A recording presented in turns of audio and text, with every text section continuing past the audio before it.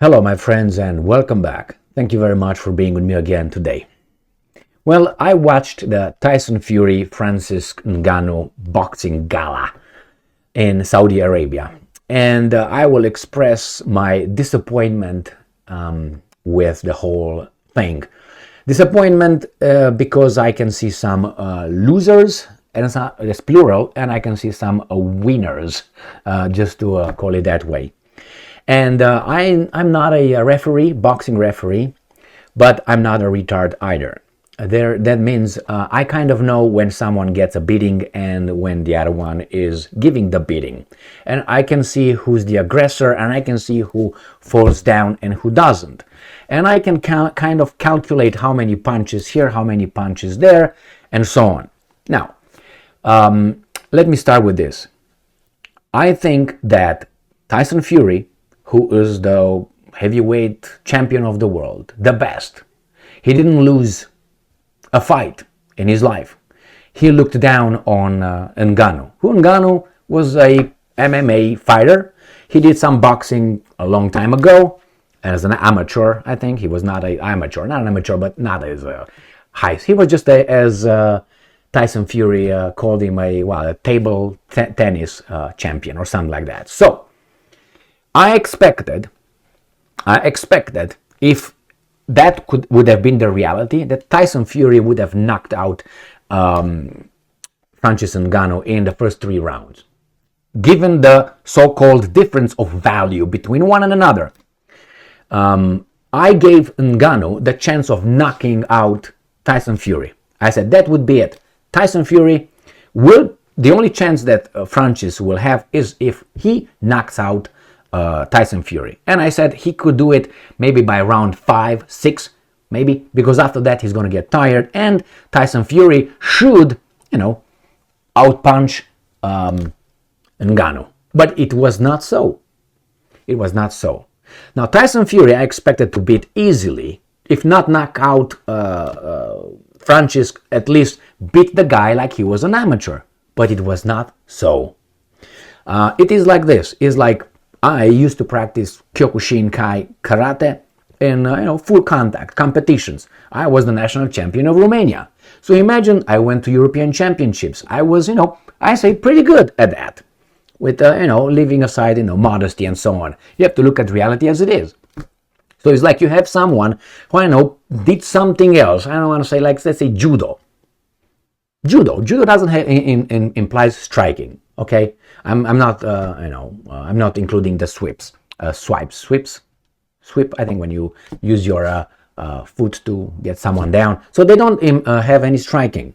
Now you get a judo guy, let's say, and he's a champion in judo, and you train him for a little while, and you expect to beat me. Let's say I'm bigger than the judo guy, I'm trained, I'm the champion, and I expect to knock the judo guy in, and it's no disrespect, but if you do something for so long at such a level, and I'm not comparing myself with Tyson Fury is much, much better than anything I've been, alright? So the difference is even greater between the judo guy, let's say, Ngannou, and the Tyson Fury, the world champion in Kyokushin. I expect the Kyokushin guy, to knock the judo guy that just started to punch and fight in, a minute, 1 minute. I give him, let's say 1 minute. And no disrespect. And the same thing. You got a kickboxer going to face a judo guy. The same thing. The judo guy should, be able to get the guy down pretty easily if you're a world champion. But it wasn't so.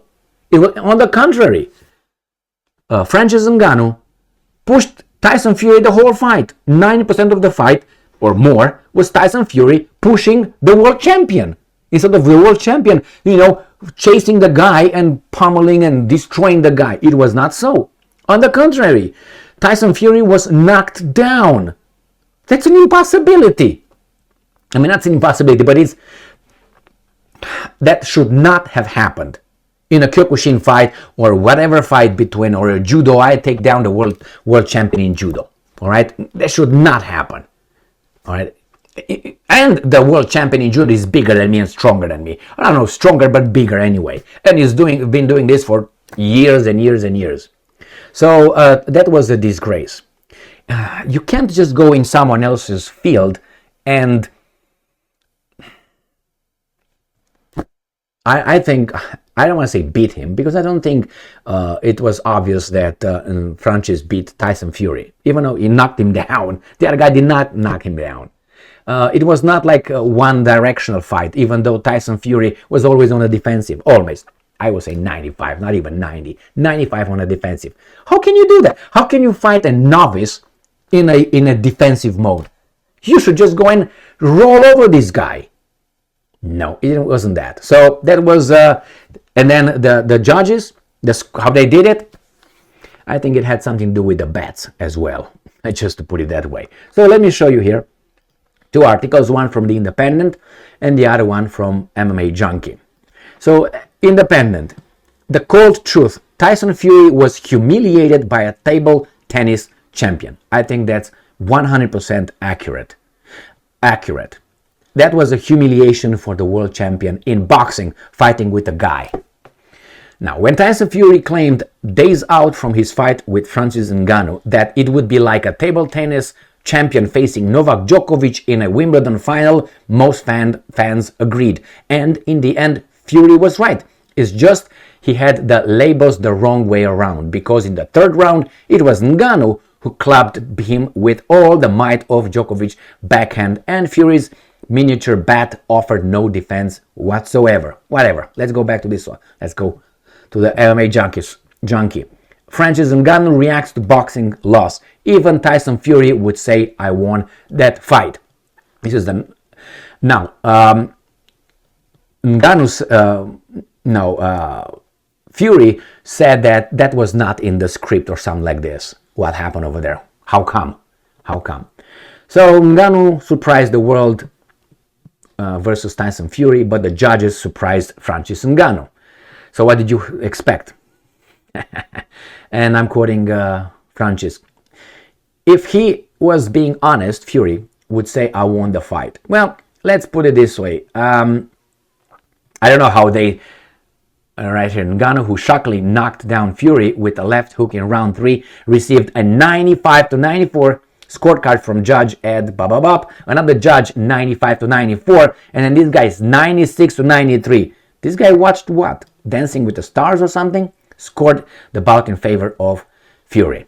Now, as a disclaimer, neither Tyson Fury nor Ngannou are my favorites.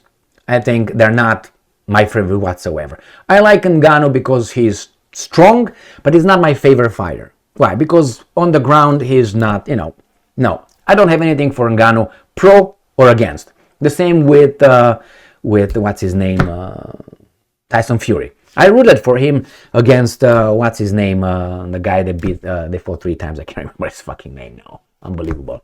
Anyway, I wanted him to win, but I always said the best to win. That's the way I'm going. The best to win. And I think he was better than what his name is. I can't believe I can't remember his name. I remember Joshua, but that's not the guy. But anyway, and then it's gonna be Matt Usyk. That fight I don't think will happen. Why? Because if he's got this kind of situation, I was about to say beating from Ngannou, Usyk, who's gonna be moving that I don't think Tyson will be able to catch. I don't think they will fight. I don't think he will expose himself, because it's going to be boxing versus boxing. Here it was also what? MMA is going to beat the world champion in boxing, so that could not have happened unless Ngannou would have knocked out Fury. And did not happen. Knocked down, but not knocked out. That was the only chance Ngannou had. And I'm going to share this with you. When I used to fight in Kyokushin, you practice kata, pak, and you do all kind, and you have referees, and the judges scores, and they score in a certain way and so on, and you say, well, these guys are skewed, so I'm gonna go and fight. Well, go and fight, and you realize that when you go and fight, I knew, for instance, when I fought one time for the for the national championships, it was 1996. So in 1996, it was for the European champion of 1997, which was in Berlin, Germany. So in 1996, the national championships, I knew that I am not allowed to to leave the fight at the judges, how they will score it, because of politics. So I knew I have to knock each and every one down or out to win, like kind of like Francis. That's exactly what I did. Each and every fight I had, the guy was knocked down and knocked out. That's how I won the national championships in 1996. More precisely, I think it was in October, like October 5 or something like that, so 4, 5, 6, something like that. Nevertheless, my friends, why? Because I covered that about on October 4th. I covered that, and I just realized, oh, wait a second, it was this many years back. I made a video on a anniversary. So yes, my friends, the only chance is like that. You don't leave it in the judges if you can, and almost that happened. And Ngannou, with knocking this guy down, and the aggressivity and not being dominated, he was not dominated by Fury. I don't know what Fury had. He was not there. He was. I would have given this, let's say, if I were to score it, I would give 55 to, let's say, 45 for Francis, or maybe in between that. But definitely, I would have given it to Ngannou. Let's say 51 to 49, some 52 to 48, something like this. Just to be nice. I can go even, I don't know, 60 to 40, maybe. But anyway, I'm not a referee. I don't know what happened over there in their scorecards. So here is, my friends, I'm disappointed with Fury, and I was very positively impressed with Ngannou. Why? I thought Ngannou was going to be dead after 5 rounds. Dead. You know, like could not. No, he was good until the 10th round. He was good. Well, a lot of people lost a lot of money, I can tell you that. And some people made a lot of money. Thank you very much for being with me again today. Stay strong, stay smart, look for the truth, and be just.